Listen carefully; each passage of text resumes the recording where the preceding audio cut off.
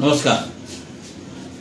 আজি এটা বিশেষ মুহূৰ্তত আমি উপনীত হৈছোঁ। কাইলৈ বিশ্বজোৰা শ্ৰমিক সংহতি দিৱস, যাক আমি মে দিৱস হিচাপে জনপ্ৰিয় নাম। এই মে দিৱসৰ প্ৰাকক্ষণত আমি CI2 অসম ৰাজ্যিক কমিটিৰ তৰফৰ পৰা অসমৰ সৰ্বস্তৰৰ শ্ৰমজীৱী ৰাইজ, মেহনতি লোক, গণতান্ত্ৰিক ৰাইজ, শান্তিপ্ৰিয় শ্ৰমিকৰ শ্ৰমজীৱী মানুহৰ ওপৰত চলি থকা শোষণ আৰু বঞ্চনাৰ অৱসান বিচাৰি সংগ্ৰাম কৰিবলৈ গৈ জীৱন আহুতি দিব লগা হ'ল। তেখেতসকলৰ প্ৰতি আমাৰ গভীৰ শ্ৰদ্ধা আমি প্ৰথমতে নিবেদন কৰিছোঁ। দ্বিতীয় কথাটো হ'ল যে এই মে দিৱসৰ যি গুৰুত্ব, তাৎপৰ্য, প্ৰতি বছৰেই এই নতুন নতুন এটা তাৎপৰ্য বহন কৰি আহিছে। এইবাৰো এটা বিশেষ মুহূৰ্তত আমি এই মে দিৱস পালন কৰি আছোঁ। ভাৰতবৰ্ষৰ জনগণই এখন যুদ্ধত চামিল হৈছে। এতিয়া এই জনগণই দেশৰ শাসক আৰু শোষক গোষ্ঠী, বিশেষকৈ বৃহৎ পুঁজিপতি গোষ্ঠীৰ স্বাৰ্থ ৰক্ষাকাৰী এটা ৰাজনৈতিক শক্তিৰ বিৰুদ্ধে ভাৰতবৰ্ষৰ জনগণে যুঁজত নামিছে। এই যুঁজ হৈছে গণতন্ত্ৰ ৰক্ষাৰ যুঁজ, এই যুঁজ হৈছে ধৰ্মনিৰপেক্ষতা ৰক্ষাৰ যুঁজ, এই যুঁজ হৈছে সাংবিধানিক অধিকাৰক ৰক্ষা কৰাৰ যুঁজ, এই যুঁজ হৈছে বৃহৎ কৰ্পৰেট গোষ্ঠীৰ শোষণৰ বিৰুদ্ধে শোষিত মানুহৰ সংগঠন। আজি দেশৰ সমস্ত শোষিত মানুহ, শ্ৰমজীৱী মানুহ আৰু আমাৰ ৰাজ্যখনৰো শ্ৰমজীৱী মানুহ আজি এই চৰকাৰখনৰ বৰ্তমান শাসক গোষ্ঠী, যাক আমি বিজেপি নেতৃত্বাধীন এখন কেন্দ্ৰীয় চৰকাৰ বুলি নামাকৰণ কৰিছোঁ, আৰু এওঁলোকে আমাৰ দেশৰ শোষক গোষ্ঠীৰ প্ৰকৃতাৰ্থত প্ৰতিনিধি। আৰু শোষক গোষ্ঠীৰ প্ৰতিনিধি হিচাপে তেখেতসকলে বিগত 10 বছৰ ধৰি দেশখন শাসন কৰিলে, আৰু শাসন কৰা কেৱল নহয়, দেশৰ সমগ্ৰ জনগণক শোষণ কৰিলে। খুচুৰা ব্যৱসায়ী, ক্ষুদ্ৰ আৰু মজলীয়া উদ্যোগ প্ৰতিষ্ঠান, শ্ৰমিক, কৃষক, অন্যান্য গণতান্ত্ৰিক ৰাইজ, সৰ্বসাধাৰণ ৰাইজ, যিসকলে ৰাতিপুৱাৰ পৰা আবেলিলৈকে পৰিশ্ৰম কৰি জীৱন নিৰ্বাহ কৰে, এই সকলোৰে ওপৰত এই চৰকাৰখনে শোষণৰ ষ্ট্ৰীম ৰোলাৰ চলালে যোৱা 10টা বছৰে।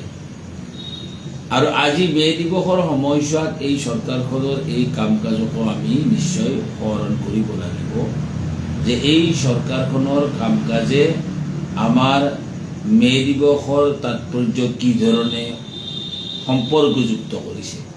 1886 চনৰ চিকাগো চহৰৰ হে মাৰ্কেটত 8 ঘণ্টা কামৰ দাবীত শ্ৰমিকসকলে আন্দোলন কৰিছিল, আৰু সেই আন্দোলনকাৰী ধৰ্মঘটকাৰী শ্ৰমিকৰ ওপৰত অত্যাচাৰ হৈছিল, গুলীবৰ্ষণ হৈছিল।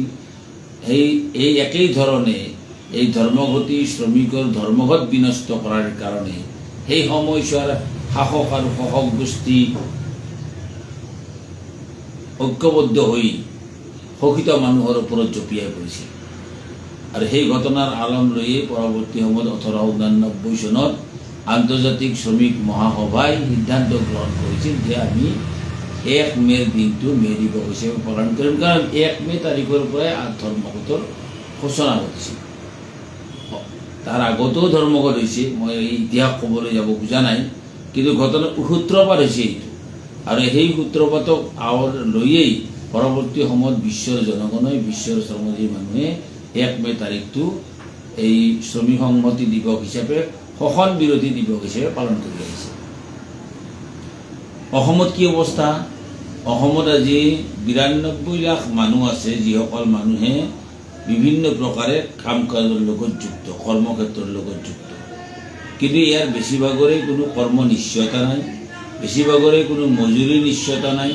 তেওঁলোকে সম্পূৰ্ণৰূপে মজুৰিৰ দাসত্বত ভুগি আছে, আৰু বেছিভাগতেই দেশৰ সংবিধানৰ ওপৰত নিৰ্ভৰ কৰি প্ৰণয়ন কৰা শ্ৰম আইনৰ সুবিধাৰ পৰা বঞ্চিত। দেশখন স্বাধীন হৈছে 1947 চনত আমাৰ দেশ। স্বাধীনোত্তৰ ভাৰতবৰ্ষত বহু শ্ৰম আইন প্ৰণয়ন কৰা হৈছিল, কিন্তু এতিয়া এইখন চৰকাৰে, এই বিজেপি নেতৃত্বাধীন শাসক গোষ্ঠীৰ চৰকাৰে এই সকলো শ্ৰম আইন নস্যাৎ কৰি লৈ শ্ৰম সংহিতা বনালে। তেওঁলোকে শ্ৰম সংহিতা বনাই তেওঁলোকে সম্পূৰ্ণৰূপে মালিক গোষ্ঠীক সুবিধা কৰিব বিচাৰিছে পুনৰাই শ্ৰমিকক কি ধৰণে শোষণ কৰিব লাগে। যি শোষণৰ বিৰুদ্ধে 1886 চনত আৱাজ উঠিছিল, যি শোষণৰ বিৰুদ্ধে আমেৰিকাৰ চিকাগো চহৰত শ্ৰমিকে প্ৰাণ আহুতি দিব লগা হৈছিল, সেই শোষণ এতিয়া নতুন ৰূপত আমাৰ দেশখনতো সুন্দৰভাৱে চলি আছে এই চৰকাৰৰ পৃষ্ঠপোষকতা।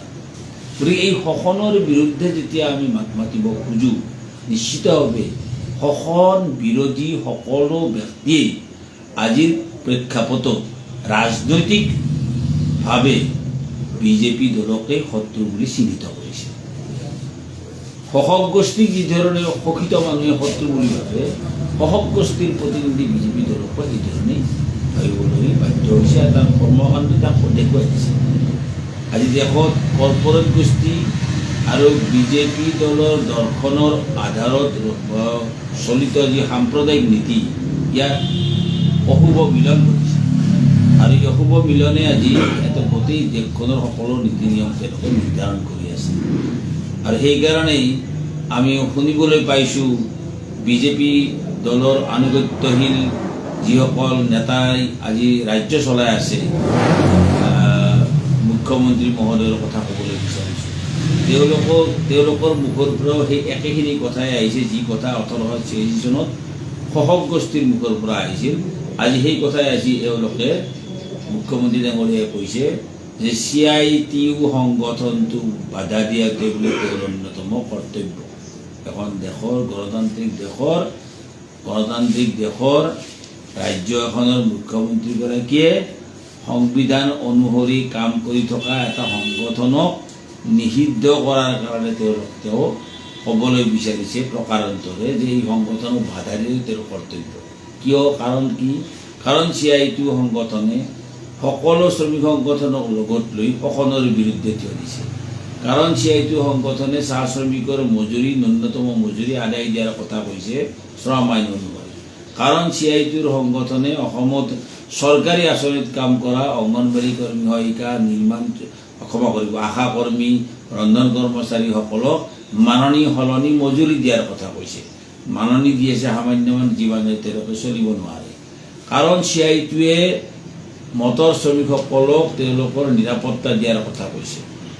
অসংগঠিত খণ্ডৰ শ্ৰমিকসকলক সুৰক্ষা দিয়াৰ কথা কৈছে।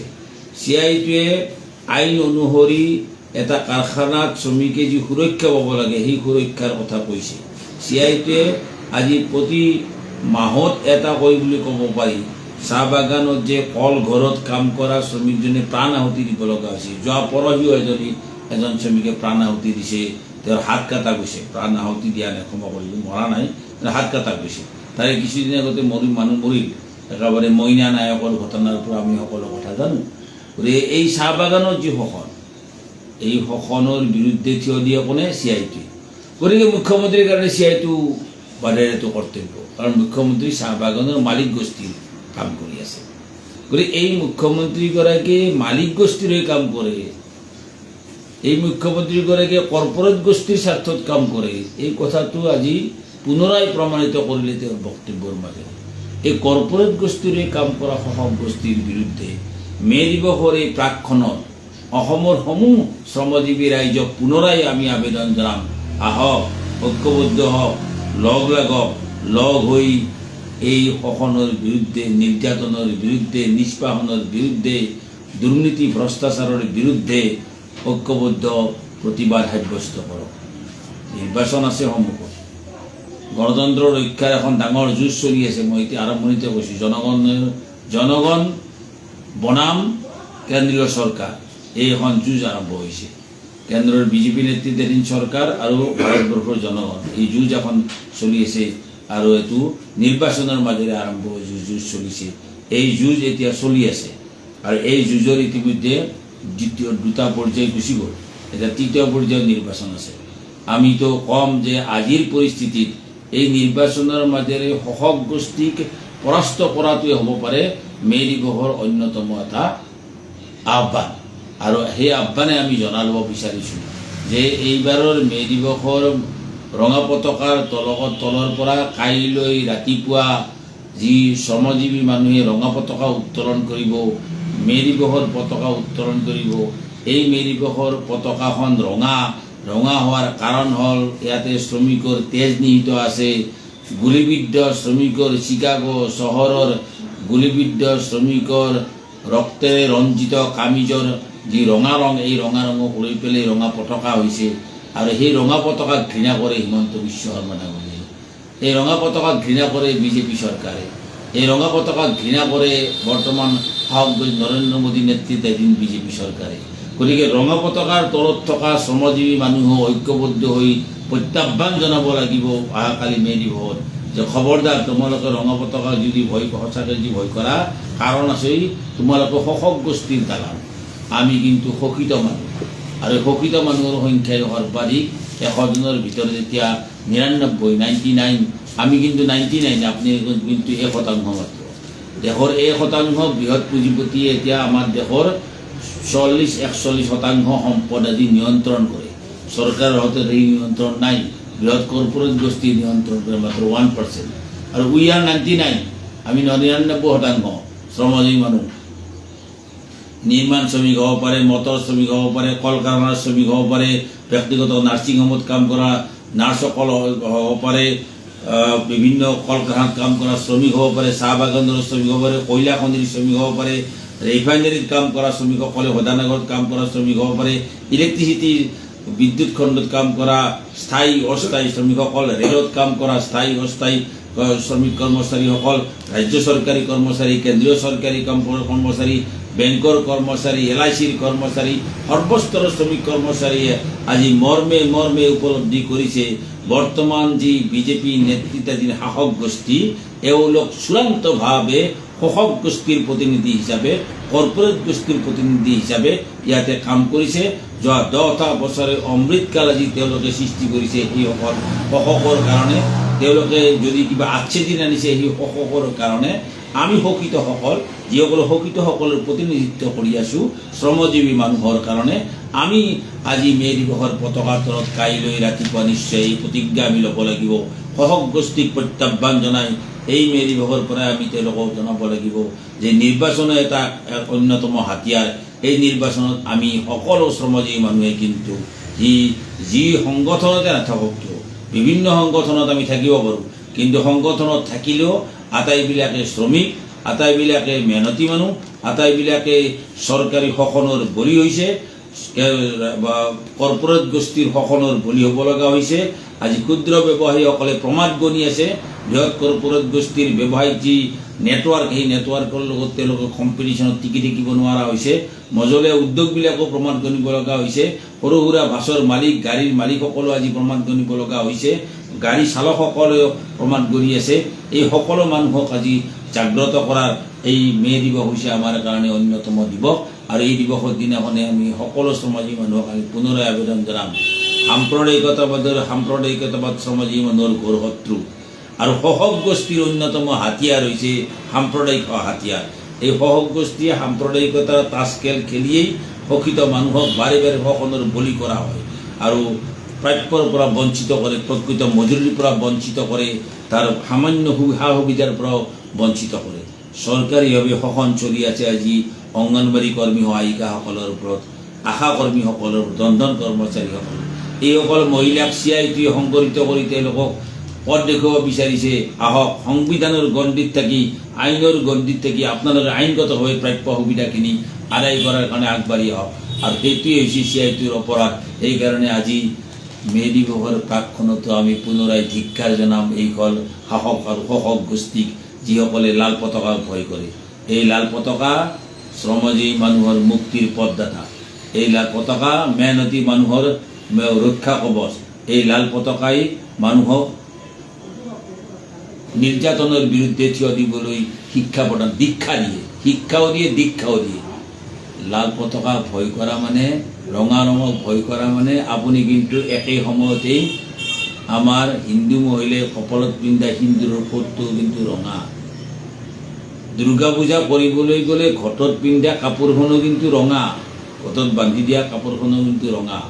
গতিকে ভাবিব সকলো ৰঙা আপুনি একাকাৰ কৰি কৈছে যে ইয়াক আমি বাধা দিব লাগিব। কাক বাধা দিব? আপুনি সৰ্বস্তৰত মানুহটো জড়িত আছে। গতিকে এইসকল মানুহৰ ৰক্ষা কৱচৰ কাৰণে এই মে দিৱসৰ ৰঙা পতাকা হৈছে আমাৰ ৰক্ষা কৱচ, আৰু এই ৰঙা পতাকা হাতত লৈয়েই আমি শোষণৰ বিৰুদ্ধে আগবাঢ়িব লাগিব। সৰ্বস্তৰৰ জনসাধাৰণৰ প্ৰতি আমাৰ বিনম্ৰ নিবেদন, কাইলৈ মে দিৱস সৰ্বস্তৰত পালন কৰক, মে দিৱসৰ পতাকা উত্তোলন কৰক। ইনকলাব জিন্দাবাদ, মে দিৱস জিন্দাবাদ, মেহনতি মানুহৰ ঐক্য জিন্দাবাদ, আৰু সমগ্ৰ দেশৰ সাম্ৰাজ্যবাদী শক্তিসমূহক আমি প্ৰত্যাহ্বান জনাব বিচাৰিছোঁ, সাম্প্ৰদায়িক শক্তিসমূহক প্ৰত্যাহ্বান জনাইছোঁ, আৰু শাসক গোষ্ঠী, দেশৰ যি শাসক গোষ্ঠী তেওঁলোকক প্ৰত্যাহ্বান জনাই এই মে দিৱস সফল কৰক, এই আবেদন জনাইছোঁ। ধন্যবাদ।